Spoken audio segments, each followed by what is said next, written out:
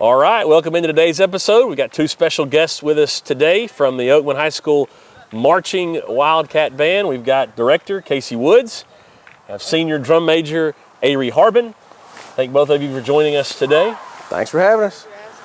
Yes, let's talk quickly about this season. Mr. Woods, what's the band done in terms of its growth over the course of the season? How's everybody doing? Okay, well, we're doing real good. We've had a good season so far. We're right at 50 members, which is a little more than we had last year. Just probably last year was around 45, so we've grown a little bit, and we've got probably about 25 in the beginning band at the middle school. So looking forward to next year too, as it grows hopefully even larger. But this year's show's been well received. We've had a lot of good comments from the community, and just people. Even all over the county with Night of Bands and things like that. But it's been a good year so far. All right, fantastic. Arie, talk to us about this year's show. Tell us the songs, how it's going, what you enjoy about it. This year we're doing like a 60s, 70s show. We open with Give Me Some Lovin', and then we go into September. And then we have a drum break, which is very popular and everybody likes it because we played the trash cans. By we, you include you. You get that. Myself, yes. And then we close with Dream On, which is a very big crowd favorite.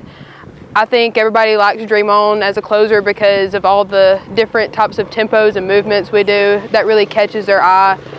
They do really well presenting the music. They open very loud and they keep it dynamic through the whole show. And September, everybody always loves that one. That's a crowd favorite too. So it's just really nice to see the crowd get into everything we play because pretty much everybody knows all those songs. And so the progress has happened throughout the whole season. We've never hit a point where it was just like nothing. So every day we have practice, things progress, and it's got really good, really good.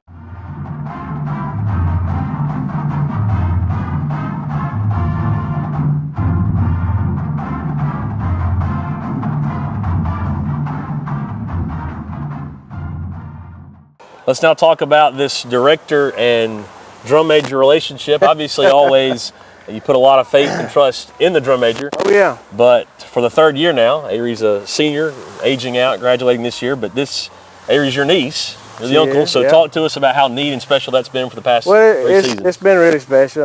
When she came as a beginner, she started on the trumpet and played that for a couple years, and then decided to try out for drum major. And it's been good. It's been, on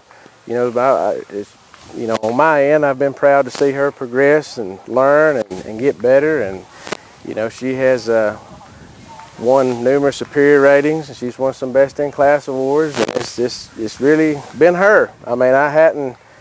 She knows what I expect, but also she does a lot of that on her own. Right. And, just proud of, what she's done for the band. During her time as drum major, and and also proud of the young lady she has grown up to be. Yeah. So it's been awesome. It's been awesome. I hate it's her senior year, and next year we'll have to do tryouts, and get somebody in her spot. But it's been fun, and it's been awesome to see and watch.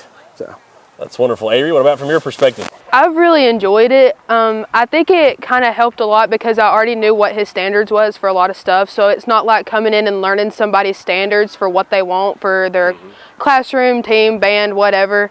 So that was easy to pick up on, and it's just been really nice because I know how to take him. I don't have to learn I can joke around and stuff like that. And I've had a lot of fun.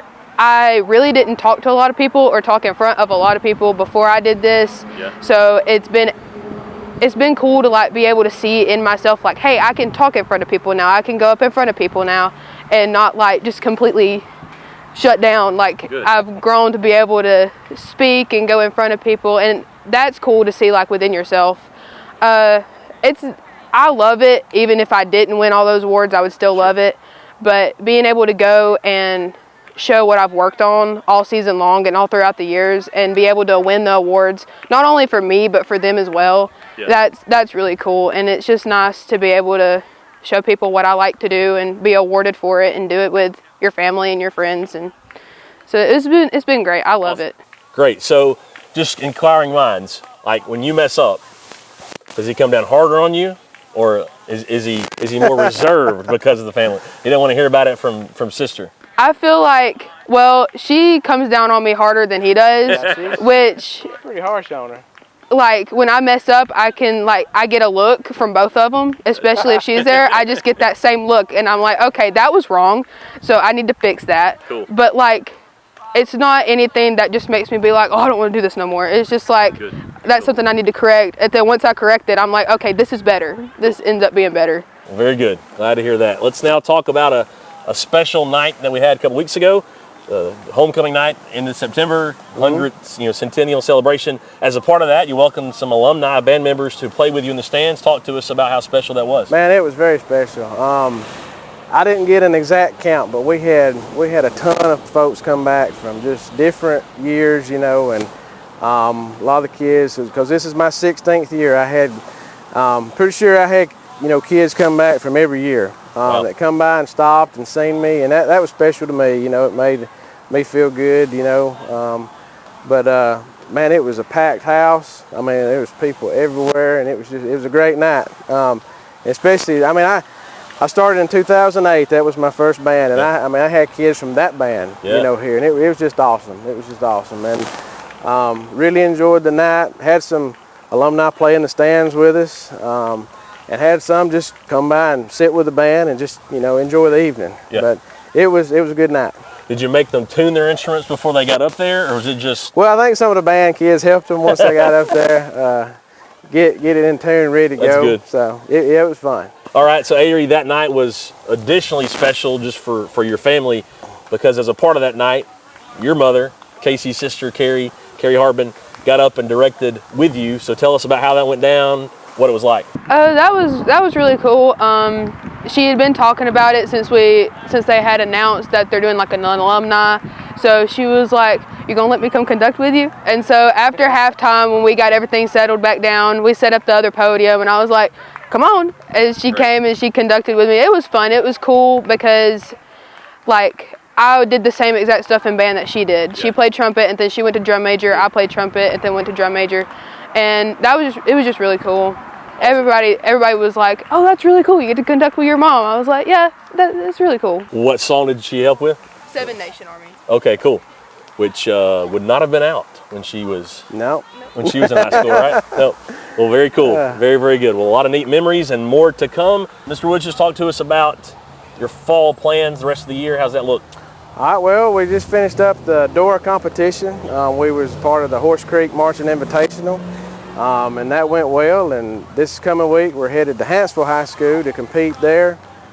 We compete at 12:15 in Class A Purple, and looking forward to a good time there.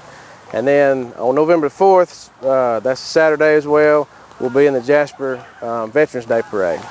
And that'll pretty much get us, to the end of the regular football season. So, all right. And then we'll look at going to the playoffs. Right, so, that'll be good.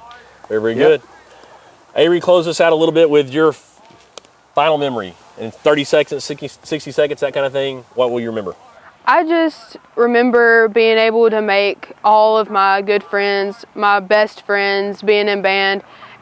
I come in 6th grade beginner band, and I've been in it ever since, so a good 6 years. I've had a lot of fun. Competitions are so fun, ball games are fun, and just being able to welcome in the new kids and make friends with them. It's just really cool to see the dynamic between everybody, being in a big group of people, but being able to be such good friends. We do get a little tired of each other, but that's just part of it. That's part of the family aspect of it. But we all enjoy each other, and I've enjoyed it. It's been the most fun thing that I've done in high school. All right, that's wonderful. So thankful for both of you. Wish you the best this next couple of weeks as you close out the fall. Let's look at the camera. All right. Close you out. 1, 2, 3. Go Wildcats!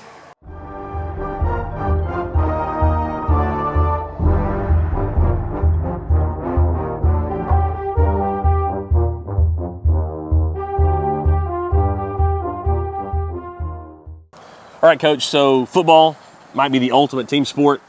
And not only is it a team of 11 guys on the field at a time, or your full roster, your 50 or so players, but there's a team beyond the team. Talk to us a little bit about how this year has been special because of who all's contributed to the team. Yeah, sure, and that's the truth. That's not a true statement. Football is the ultimate, to me, team deal, together deal, because you have so many people that contribute to a successful football program, and it kind of starts, I always say it starts with the players. You know, the players are what make your program, and they're buying into whatever the principles and values of your program is, and then it bleeds to the assistant coaches. You got to have fantastic assistant coaches that they're on the ground with them every day, hands-on, and buying into the culture of the overall program, and then it extends to your administration. You got to have a great administration that gives you the opportunity to build the program the right way, and sometimes that means sticking with you when things aren't good, because you know there's no shortcut to building a program the right way, and so you have to have tremendous administration support and faculty support, and you got to have a great relationship with the other coaches that you share athletes with, and then your community is pivotal. And here in Oatman, I've in 20 plus years of coaching, I don't think I've ever had a season where we had as much buy-in from as many people as we have here, and we have a group of parents that feed our players every day.